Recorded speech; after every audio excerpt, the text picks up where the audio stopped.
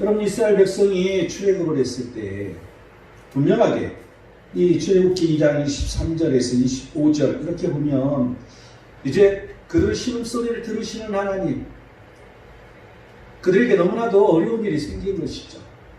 그래서 이 벽돌로 집을 섞어서 벽돌을 만들어서 라암셋 성을 만드는 그런 일을 이제 이 왕이 시키기 때문에 너무나도 힘든 그런 상황에 하나님 앞에 부르짖어서 그들은 그 고통 소리를 들으시고 하나님께서 그 이스라엘 자손을 돌보셨다고, 하나님이 그들을 기억하셨다라고 출애굽기 2장 15절은 말해주고 있습니다.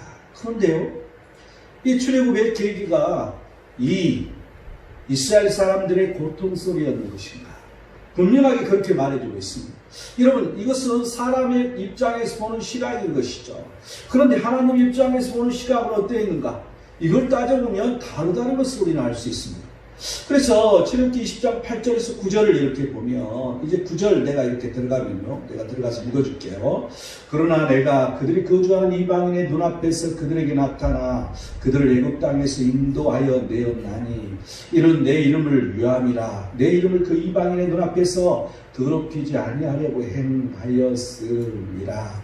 이제 그 말 앞에 이제 이 20장 8절에 보면 이 애굽의 우상을 떠나지 아니했다고, 그들이 가증한 짓을 했다고 말해주고 있습니다. 그리고 또한 그 하나님의 분노를 이제 쏟아야 하는 판, 그들에게 진노를 이루리라 하는 그런 상황이었다는 거죠. 그래서 하나님 입장은 분명하게 다른 것을 알 수 있습니다. 그래서 어떻게 하나님이 그 이방인 앞에서 그 이스라엘을 더럽히게 하느냐 이거죠. 안 된다는 것이죠. 그래서 이 동기가, 계기가 다르다는 것을 하나님 입장에서 보는 눈과 사람의 입장에서 보는 눈은 너무나도 극렬하게 대비되는 것을 알 수가 있습니다. 우리가 이러한 의미로 한번 이 하나님께서 원하시는 것은, 이 선민에게 하나님께서 원하시는 그 뜻은 무엇인가를 우리가 살펴보면, 우리가 택함 받은 자로서 하나님께서 우리에게 무엇을 원하시는지를 정확히 알 수 있다는 것을 생각나게 해줍니다. 그래서 이제 이 선민에게 원하시는 하나님의 뜻 첫 번째 11절을 볼까요? 사람이 준행하면 그로 말미암아 삶을 얻을 내 율례를 주며 내 규례를 알게 하였고, 이 선민에게 원하시는 하나님의 뜻을 첫 번째는 알게 했다는 것입니다. 무엇을 알게 했다고? 규례와 율례를, 곧 하나님의 말씀을 알게 했다는 것이죠. 하나님께서 원하시는 것은 하나님 말씀을 알기를 원하는 그러한 거라는 것을 알 수 있는데, 그런데 어떻게 알게 했는가? 하나님께서 알게 해주셨어. 그런데 그 존재 조건이 있었어요. 사람이 준행하면, 무엇을 준행하냐고? 애굽의 우상을 떠나면, 이 출애굽하면서 이 하나님께서 분명하게 원하셨던 것은 애굽 우상들을 버렸습니다. 그래서 이 재앙을 내리잖아요. 10가지 재앙을 내리잖아요. 그게 모두 우상신이었어요. 그래서 하나님께서는 그 우상신을 보라고 이 출애굽하는 것을 볼 수 있었던 것처럼 하나님의 관심은 우상이었어. 자기 백성의 우상을 숭배하는 거였어. 그래서 그들이 우상을 떠났을 때, 애굽의 우상을 떠나면, 그걸 사람이 준행하면 하나님 말씀을 알게 하겠다는 거예요. 여러분, 말씀을 들어보면 참 재미있는 말씀이 너무 많아요. 이 성경 중에. 그렇다면 어떤 말씀인가? 어떤 말씀이냐는 거죠. 이 율례라고 말했는데, 율례는 삶을 얻을 말씀이 율례라는 것을 우리는 알 수가 있어요. 쉽게 말하면 하나님의 법도를 말해주는 것이죠. 하나님께서 우리에게 살아갈 그 방편, 그 법도, 이걸 말씀해 준 게 율례였다는 것이죠. 이 중요한 것, 그런데 더 중요한 것은 무엇일까? 이 선민에게 중요한 것, 하나님에게 중요한 것은 무엇이냐는 거죠. 신명기 10장 12, 13절을 보면, 이스라엘아, 내 하나님 여호와께서 네게 요구하는 것이 무엇이냐? 곧 내 하나님 여호와를 경외하여 그의 모든 도를 행하고 그를 사랑하며 마음을 다하고 뜻을 다하여 내 하나님 여호와를 섬기고, 내가 오늘 내 행복을 위하여 네게 명하는 여호와의 명령과 규례를 지킬 것이 아니냐. 여러분, 중요한 것은 하나님 입장에서는 말씀이야. 말씀이 중요한 것이죠. 말씀을 지키느냐 지키지 않느냐가 중요해. 그런데 이 선민들, 택함받은 자들의 입장에서는 그들의 삶이 중요하다는 것이죠. 여러분, 너무나도 차이가 나지 않습니까? 여러분, 우리가 살아가면서 우리의 삶 속에서 하나님의 뜻을 행하느냐 행하지 않느냐는 하나님께서 원하시는 그 말씀을 우리의 삶 속에 들어있느냐 들어있지 않느냐에 이런 차이라는 것을 우리는 깨닫게 해줍니다. 그렇다면 하나님은 이 선민을 왜 택했냐는 거죠. 택하신 이유가 뭐냐는 거죠. 신명기 6장 24절은 이렇게 말합니다. 이는 우리가 우리 하나님 여호와를 경외하여 항상 복을 누리게 하기 위하심입니다. 하나님을 경외할 때 그 하나님께서 복을 누리게 하신다는 거죠. 하나님께서는 하나님을 경외하라는 것이고 복을 주기 위함이라는 것이죠. 이러한 하나님께서 원하시는 것이 있다니, 이 택하신 이유가 있다는 것을 여러분 아시기 바랍니다. 우리 사람 입장에서는 복만 받기를 원하는 거죠. 그런데 하나님 입장에서는 하나님께서는 우리가 하나님을 경외하기를 원하신다는 것입니다. 경외함으로 말미암아 우리가 복을 받는다는 것이죠. 하나님은 그걸 원하신다는 거야. 그런데 우리는 하나님을 경외하는 것은 잊어버리고 그냥 복만 받기를 원해. 복이 너무 좋아. 여러분, 이 차이를 우리는 분명하게 기억해야 됩니다. 선민에게 원하시는 하나님의 뜻 두 번째 12절을 볼까요? 또 내가 그들을 거룩하게 하는 하나님 여호와인 줄 알게 하려고 내 안식일을 주어 그들과 나 사이에 표징을 삼았노라. 두 번째는 표징을 삼았다는 거죠. 하나님과 우리 사이에, 하나님과 택함받는 자 사이에 표징을 세웠다는 거예요. 표징을 삼았다는 거죠. 그런데 여기서는 지금 하나님과 이 이스라엘 백성 이 사이의 표징은 뭐였어요? 안식일이었지 않습니까? 안식일을 왜 주셨는가? 안식일을 왜 주셨냐는 거죠. 지금 오늘 이 본문의 말씀처럼 거룩하게 하는 하나님인 줄을 알게 하기 위해서 안식일을 주었다는 거야. 하나님은 거룩하신 하나님이라는 것이죠. 하나님은 거룩하기 때문에 너희들도 거룩하라고. 우리는 이러한 말씀처럼 하나님은 거룩한 하나님이기 때문에 우리는 그 거룩함을 알게 하기 위해서 안식일을 주셨다는 거예요. 우리는 늘 거룩함으로 하나님 앞에 나아가야 되는 것을 알 수 있습니다. 또한 이 신약 시대의 안식일의 개념은 무엇인가? 오직 예수 그리스도께서 오심으로 말미암아 예수 그리스도께서 택한 이 백성, 거룩한 성도들, 이들과의 표징이 뭐냐는 것이죠. 여러분, 이스라엘과의 그 표징이 안식일이었는데 우리가 하나님과의 사이, 예수 그리스도와의 사이에 표징은 뭐냐는 것이죠. 여러분, 심각하게 한번 생각해 보기 바랍니다. 마가복음 2장 28절은 인자는 안식일의 주인이라고 말씀하셨습니다. 안식일은 그 거룩함을 말하는데, 하나님의 거룩함을 말하는데 그 안식일의 주인이 예수 그리스도라고. 아니, 이게 뭐야? 예수 그리스도. 안식일의 주인이 예수 그리스도라는 거죠. 베드로전서 3장 21절은 물은 예수 그리스도께서 부활하심으로 말미암아 이제 너희를 구원하는 편이 곧 세례라. 여러분, 물세례가 표징이잖아요. 하나님과 우리 사이에 내가 구원받았다는, 쉽게 말하면 표징이라는 거. 하나님께서 내게 복을 주셨던, 하나님은 나의 하나님이 되시고 그 하나님은 내게 복을 주셨는데 그 표징이 구원이지 않습니까? 그런데 그게 그 표징이 세례라고, 세례라는 것이죠. 여러분, 이 세례의 의미가 뭔가 우리에게 좀 다가오는 게 있는 것이니, 그렇다면 이 주일은 어떻게 형성되었는가? 아니, 안식일과 주일은 뭐야? 아니, 안식일을 거룩하게 지키라고 했는데 갑자기 우리 주일을 지키는 거야? 아니, 웬일이야 이게? 무슨 일로 이렇게 생기는 거지? 이게 왜 그랬냐는 거죠. 우리 한번 생각해 볼까요? 예수님은 안식 후이 첫날에 부활하셨다고 마태복음 28장 1절, 마가복음 16장 1절, 누가복음 24장 1절, 요한복음 20장 1절, 이 네 성경에서는 그렇게 말씀해 주고 계십니다. 예수님은 안식 후 날 부활하셨다고. 여러분, 이 부활의 의미, 안식일의 주인이 예수 그리스도, 그 안식일의 주인이 첫날에 부활하셨다는 거죠. 여러분, 이 안식일의 주인, 그 주인의 뜻을 따라 가야 되는 거죠. 또 예수님은 부활하신 후에, 정말 부활하셨는데 부활하신 후에 제자들에게 첫 번째 주인이 나타나셨어. 그게 요한복음 20장 19절에 나오잖아요. 그런데 11차례 예수님께서 제자들에게 나타나시는데 그 중에 6차례 주일에 나타나셨다는 걸 볼 수 있습니다. 하나님의 뜻, 안식일의 주인이신 예수 그리스도, 그분께서 원하시는 것은 주일이라는 것이죠. 부활의 주님, 그 주임을 주일을 말하고 있는 것을 알 수 있죠. 또한 이 신약 성경에는 안식일을 지키라는 이러한 말, 여러분 안식일이라는 단어가 60회나 나오는데 안식일을 지키라는 규정, 그런 말은 한마디도 나오지 않는다는 것이죠. 여러분 이건 무엇을 의미하느냐는 거예요. 뭘 의미하느냐? 우리는 정확하게 기억해야 됩니다. 또한 이 초대교회, 그렇다면 이 초대교회는 주일을 지켰는가?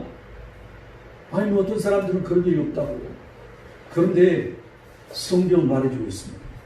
어디에 보면 알 수 있냐면 사도행전 20장 7절을 보면 그 주간의 첫날에 우리가 떡을 때려하여 모였더니 바울이 이튿날 떠나고자 하여 그들에게 강론할세 말을 밤중까지 계속하며.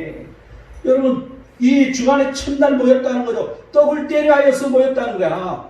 여러분 성찬하기 위해서 모였다는 거죠. 여러분 이 초대교회 교인들은 주일날 모였다는 것을 알 수 있습니다. 그들은 주일을 지키는 것을 알 수 있습니다. 왜냐하면 안식일의 주인이 그 예수 그리스도였기 때문에 그분께서 부활하신 날 그들은 모였다는 거죠. 그걸 유두고 사건이라고 얘기하고, 유두고가 죽었잖아요. 위에서 떨어져가지고. 그런데 다시 살아나는 역사가 일어난 그 사건이잖아요. 그래서 주일 저녁 예배까지 의미가 있는 이 말씀이 거기에 나오는 것이죠. 여러분 이 초대교회는 주일을 지켰다는 것을 우리는 깨달을 수 있는 대목입니다. 또한 고린도전서 16장 2절은 매주 첫날에 너희 각 사람이 수일에 따라 모아 두었어 내가 갈 때 연보를 하지 않게 하라. 이제 이 예루살렘에 기근이 들어서 예루살렘 교회를 도와줘야 되는데 이 사도 바울이 갈 때 그때서 돈을 이렇게 연보를 한 거야. 그래서 그러지 말고 너희들 모이는 그 매주 첫날 그때 항상 모아놔라 이거죠. 헌금해놔라 이거죠. 여러분 언제 모였다고? 그들이 매주 첫날 모였다는 것을 암시해주고 있는 그러한 말씀입니다. 또한 이 사도 요한은 요한계시록을 썼을 때 그 반모섬에서 환상을 보는 거죠. 그런데 언제 봤냐고 써졌냐면 주일날 예수님께서 부활하신 그날 임봉된 말씀을 받았다고 요한계시록 1장 10절은 기록해주고 있는 것을 알 수 있습니다. 그렇다면 이 초대교회 계속해서 그 뒤에 이어진 초기 교회들은 주일날 예배를 드렸을까? 이것을 우리 한번 보자는 거죠. 여러분 그래서 교회사가 필요한 거예요. 교회사는 아주 중요한 것입니다. 그런데 그 문헌을 찾아보자 이거죠. 약 AD 100년 이때 디닥티라는 문헌집이 있었어요. 이 말은 뭐냐면 사도들의 문헌집이에요. 사도들이 기록한. 그래서 이 성도들을 가르치기 위해서 사도들이 이 성경 말고 가르치는 이러한 그런 걸로 만들어 놓은 게 이제 디닥티는 가르친다는 뜻이거든요. 그게 AD 100년경에 기록되어 있어. 이 12사도의 교훈집이라는 뜻이야. 그게. 그 12사도들이 교훈하는 교훈집에 이런 기록이 있어. 매 주일마다 함께 와서 떡을 떼고 감사를 드리십시오. 먼저 여러분의 죄를 고백함으로써 여러분이 드리는 희생제사가 깨끗한 것이 되도록 하십시오. 희생제사를 언제 드리라고? 주일날 드리라고. 여러분 그래서 전통적으로 교회들은 계속해서 주일 예배를 드리고 있었다는 것이죠. 그렇다면 야 갑자기 어디서 나온 문헌이지? 이거 믿을 수 있어? 또 다른 문헌을 보자는 거죠. 이 바나바의 편지가 있습니다. 이 바나바가 편지를 보냈는데 이 편지는 2세기 초 알렉산드리아에서 기록되어 있습니다. 그런데 이렇게 기록되어 있어요. 한번 들어보시기 바랍니다. 나에게 받아들여질 수 있는 안식일은 현재의 안식일이 아니고 내가 만든 안식일이다. 그 안식일에 내가 모든 것을 안식하게 만든 후에 여러분 내가 받아들일 수 있는 안식일은 현재 안식일이 아니고 내가 지금 지키는 거라는 거죠. 그럼 여러분 이 주일이 안식일의 개념으로 왔다는 걸 알 수가 있잖아요.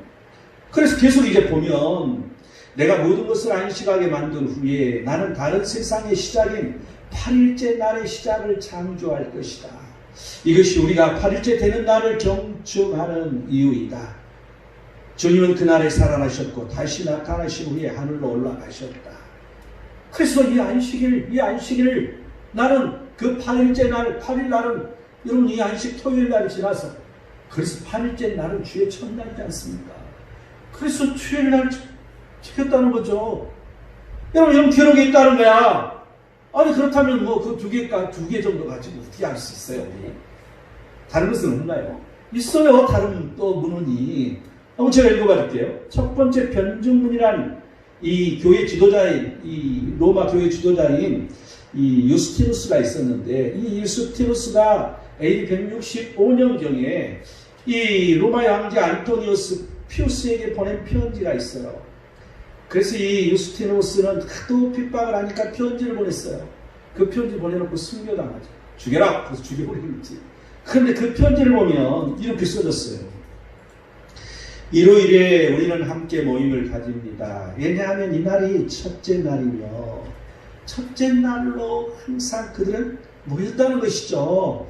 하나님께서 어둠을 바꾸시고 우주를 창조하신 날이며 그날 첫날 우주를 창조하신 날이야. 이 하늘이 쨍하고 보이는 날인 것이죠. 또 우리 주 예수 그리스도께서 죽음에서 부활하신 날이기 때문입니다. 창조의 질서에 따라 예수 그리스도께서 부활하신 날일 뿐만 아니라 그 첫날, 창조의 첫날, 그래서 우리는 그날에 모인다고 그렇게 기록을 하고 있어요. 그들이 주님을 토요일 전날 십자가에 못 박았으나 토요일 다음날 그분은 당신의 사도들과 제자들에게 나타나 보이시고 가르치셨으며 그 가르침을 진지하게 고려해달라고 내가 당신에게 전달해 드립니다. 이런 편지가 로마에 나오고 있다는 거야. 여러분, 주의를 지켜야 돼? 안 지켜야 돼? 안식일을 지킨다고? 그 사람 말이 옳아 틀려? 말도 안 되는 얘기잖아. 말도 안 되는 얘기야. 그렇다면 또 다른 글은 없을까? 이 소아시의 총도 이 플리나가 트리안 왕제에게 보낸 편지가 있어요. 이 트리안 왕제는 아주 핍박을 아주 일삼는 그런 왕제였어. 그런데 그는 이 기독교를 핍박한 기록을 내가 어떻게 핍박했어요 하고 기록을 보낸 게 거기서도 그게 나와. 언제 핍박을 했다고. 그들이 모였을 때가 언제라고. 또 이 3세기에는 터툴리아는 삼위일체를 정립한 그런 신학자입니다. 그런데 그는 그러한 주일에 대한 기록을 남기고 있다는 것이죠. 여러분, 이 안식일을 주장하기 위한 주일을 예고하는 사람들이 있는데 이 초대교회는 주일을 지켰다는 것이죠. 초대교회는 공휴일로 정한 것은 4세기일 뿐이지 그 전부터 계속 주일을 지켰다는 것입니다. 이 로마 콘스탄틴 대제가 이 AD 321년에 밀라노 칙령을 내렸죠. 그래서 그들은 태양신을 섬기고 있는데 이 태양신의 축제일이 주일이었다는 거야. 그래서 거기에 맞춰서 주일날 주일 예배를 할 수 있도록 바꾸었다. 이렇게 말하는 사람이 있다는 거죠. 기독교인이 안식일을 지켰는데 주일로 바꿨다고 말하는데 그게 아니고 주일을 공휴일로 선포한 날이 그날이었을 뿐이라는 것이죠. 이미 기독교인들은 계속해서 주일을 지키고 있었다는 것을 우리는 알아야 할 것입니다. 주일은 부활의 의미입니다. 주일은 부활 신앙을 가진다는 의미입니다. 여러분, 내가 종종 그런 말을 하지만 이 러시아의 달력, 러시아 종교의 사람들이 그들이 믿는, 그들이 만든 달력을 보면 전부 부활의 날, 주일날을 우리는 그냥 일요일이라고 일자를 써놨잖아요. 날일자로. 근데 썬데이 이렇게 써놨잖아요. 근데 그 사람들은 그 나라 말, 러시아 말로 부활의 날. 이렇게 써져서 주일이 부활의 날이라고 그들은 분명하게 인식하고 주일을 지키고 살고 있는 것이죠. 우리는 이러한 이 주일에 대한 개념을 그날 그 하나님께서 우리는 그 언약대로 하나님을 경외하고 그날 하나님께서 우리에게 복을 주시는 귀한 그러한 역사가 항상 있어야 되는 것이죠. 이 손민에게 원하시는 하나님의 뜻 세 번째 마지막 14절을 볼까요? 내가 내 이름을 위하여 달리 행하였나니 내가 그들을 인도하여 내는 것을 온 나라들 앞에서 내 이름을 더럽히지 아니하려 하였음이로다. 세 번째는 하나님의 이름을 위했다는 것이죠. 여러분, 하나님께서는 원하시는 게 하나님의 이름이 높아지기를 원하신다는 거야. 하나님의 이름이 더럽혀지지 아니하고 항상 하나님의 이름이 우리 모든 사람들이 경외하기를 원한다는 거죠. 오직 우리는 하나님의 그 영광을 위해서 우리가 이 세상에 존재하는 것처럼 여러분, 그 하나님의 이름이 높아져야 된다는 거죠. 이 17절을 보니까 그러나 내가 그들을 아껴서 광야에서 멸하여 아주 없이 하지 아니하였었노라. 그들을 아꼈다는 거죠. 그 하나님의 이름을 위하여서. 여러분, 우리는 하나님의 이름을 위해서 어떻게 살아야 될 것입니까? 우리는 하나님의 이름이라고 말하는데 예수 그리스도의 이름, 예수 그리스도의 이름으로 막 뭐라고 막 하는데 우리는 그 이름을 어떻게 사용해야 되냐는 거죠. 신명기 5장 11절은 내 하나님 여호와의 이름을 망령되게 일컫지 말라고 십계명이지 않습니까? 항상 하나님의 이름을 함부로 망령되게 해서는 안 돼요. 함부로 이름 가지고 장난친다 할지도 있을 수 없는 것이죠. 우리는 너무나도 조심해야 됩니다. 또한 신명기 9장 16절은 내가 너를 세웠으면 나의 능력을 내게 보이고 내 이름이 온 천하에 전파되게 하였음이니라. 이것은 모세에게 우박 제안을 내리고 하신 말씀이에요. 이 하나님의 뜻은 뭐야? 온 천하에 전파되게 하는 것. 뭐가 하나님의 이름입니다. 우리는 오직 예수 그리스도 그 이름이 온 천하에 전파되기를 원해야 할 것이니 우리는 그 예수 그리스도의 그 이름 하나님 이름을 위해서 우리는 이러한 일을 감당해야 된다는 것이죠. 또한 에레미야서 16장 21절을 보면 내 손과 내 능력을 알려서 내 이름이 여호와인 줄 알게 하리라. 하나님의 능력이 나타나는 것, 하나님의 손이 나타나는 것, 이러한 것은 오직 하나님의 그 이름이 알려지기를 원해서 여러분 우리에게 항상 하나님의 능력이 드러나고 우리에게 하나님의 이적들이 나타났을 때 우리가 행할 것, 우리에게 중요한 것은 그 이름을 높이는 일입니다. 여러분 우리가 항상 하나님께서 어떠한 능력을 주셨을 때 우리가 해야 할 일은 그 능력을 사용함으로 말미암아 오직 예수 그리스도 그 이름을 높이는 것이라는 거죠. 나를 드러내는 것이 아니라 그 하나님의 이름을 높이는 것이라는 것을 여러분 결단코 잊어서는 안 될 것입니다. 또한 요한계시록 3장 8절은 이제 필라델피아 교회에게 하는 말이죠. 내 행위를 아노니 내가 작은 능력을 가지고서도 내 말을 지키며 내 이름을 배반하지 아니하였도다. 예수 그리스도의 이름을 배반하지 않아야 된다는 것이죠. 여러분 예수님 이름을 함부로 말하고 이러한 데서 우리는 배반하지 않아야 돼요. 우리는 늘 이 말씀을 잊어서는 안 될 것입니다. 그렇다면 우리는 하나님의 이름 앞에 어떻게 행동을 해야 할까? 하나님의 이름 앞에 어떤 행동을 해야 되냐는 것이죠. 시편 91편 14절은 내 이름을 안즉 내가 그를 높이리라. 우리가 그 하나님의 이름을 알면 하나님의 이름으로 전하는 그 말씀을 우리는 늘 들으면 우리는 그 하나님께서 우리를 높여주신다는 거죠. 내가 말을 잘못했어. 하나님께서 우리가 하나님을 높여야 된다는 것이죠. 우리가 그 이름을 알기 때문에 그 하나님의 이름을 높여야 된다는 거야. 또한 신명기 18장 19절은 내 이름으로 전하는 내 말들을 듣지 아니하는 자는 벌을 받는다. 오직 예수 그리스도의 이름을 그 예수 그리스도의 이름으로 전하는 그 말씀을 듣지 않는 자는 벌을 받는다. 여러분 우리가 선포된 말씀을 들어야 된다는 걸 알 수 있잖아요. 여러분 참 우리에게 중요한 말씀입니다. 또한 말라기 4장 2절은 내 이름을 경외하는 너희에게 오직 그 하나님의 이름을 경외하는 그 사람에게 공의로운 해가 떠올라서 치유하는 강선을 비춘다고. 그래서 너희가 나가서 외양간에 나온 송아지같이 뛰리라고 말해주고 있습니다. 하나님의 일을 경외할 때 치유가 일어난다고. 너무 기뻐서 외양간에서 나와서 송아지가 뛰는 것처럼 뛴다는 것을 말해주고 있습니다. 또한 마태복음 18장 20절은 두세 사람이 내 이름으로 모인 것에 내가 함께 하리라고. 나도 그들 중에 있다고. 또한 요한복음 14장 14절은 내 이름으로 무엇인지 내게 구하면 내가 행한다고. 여러분 우리가 모여야 된다는 것이 우리가 모여서 구해야 된다는 것을 알 수 있습니다. 우리가 항상 모이게 힘써야 되는 이유가 바로 여기 있다는 것을 우리는 기억해야 할 것입니다. 오직 예수 그리스도 그 이름으로 우리는 모여야 된다는 것이죠. 마태복음 19장 29절은 또 내 이름을 위하여 집이나 형제나 자매나 부모나 자식이나 전투를 벌인 자마다 여러 배를 받는다.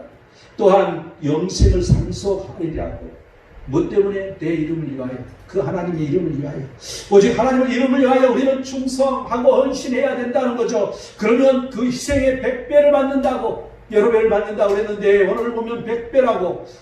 여러분 우리가 희생한 만큼 그 이상 100배의 결실을 거둘 수 있는 이러한 일을 우리는 기억해야 할 것입니다. 하나님 앞에 내가 충성할 때, 하나님 앞에 내가 헌신할 때, 여러분 우리가 더운 날 때 앞에 대서 복음을 전한다고 전도지를 들고 나가냐는 거죠. 아니 뭐 누가 받지도 않는데요. 아니 누가 보지도 않는데요. 아니 누가 뭐 교회 오지도 않는데요. 여러분 그것이 중요한 게 아니라 오직 하나님 앞에 그 이름을 높이는 게 중요한 것이라는 것입니다. 우리가 그 하나님 앞에 헌신하고 충성할 때 하나님께서는 우리에게 현세에서 백배의 결실을 거두게 해주실 뿐만 아니라 그분께 서로 영광을 받아주신다는 사실입니다. 또한 우리의 영생도 당연히 보장됐다는 사실을 여러분 기억하시기 바랍니다. 결론을 맺겠습니다. 왜 그토록 하나님께서는 선민들이 말씀을 지켜 행하고 또한 안식일을 거룩하여 지키기를 원했는가? 하나님과 선민 사이의 표징이 되기 위함이었다는 거죠. 하나님이 우리 하나님이신 줄을 알게 하기 위함이었다는 것이죠. 마지막으로 19절 20절 우리가 보면요, 나는 여호와 너희 하나님이라. 너희는 나의 율례를 따르며 나의 규례를 지켜 행하고 또 나의 안식일을 거룩하게 할지어다. 이것이 나와 너희 사이의 표징이 되어 내가 여호와 너희 하나님인 줄을 너희가 알게 하리라 하였노라. 하나님 우리 하나님이신 줄 알게 하신다는 거죠. 우리가 택함받은 하나님과 우리가 사이에 우리가 택함받은 자로서 표징이 되기 위함이라는 이 사실을 여러분 기억하시기 바랍니다. 우리 모두 다 진실로 그 하나님이 우리의 하나님이신 줄을 알고 우리가 그 하나님을 경외하고 우리가 그 하나님 앞에 충성 봉사하여서 우리가 하나님의 그 만복 속에 살아가는 우리 모든 자가 되시기를 축원드립니다. 기도하겠습니다. 하나님은 사랑이셔서 또 말씀하시니 우리가 하나님의 이름을 경외하기를 원하옵니다. 아버지 또 뿐만 아니라 우리가 진실로 표징을 삼기를 원하옵니다. 또한 하나님 그 하나님께서 원하신 바 그 우상을 멀리하고 그 우상을 버렸을 때 하나님께서 우리를 알게 해주셨던 것처럼 오직 하나님께서 알게 하시는 그 은혜 속에 살기를 원하옵나니 하나님 우리 모든 자들을 하나님 만복 속에 오직 하나님의 영광 속에 살게 하여 주시옵소서. 오 할렐루야. 거룩하신 예수 그리스도의 이름으로 기도드립니다. 아멘.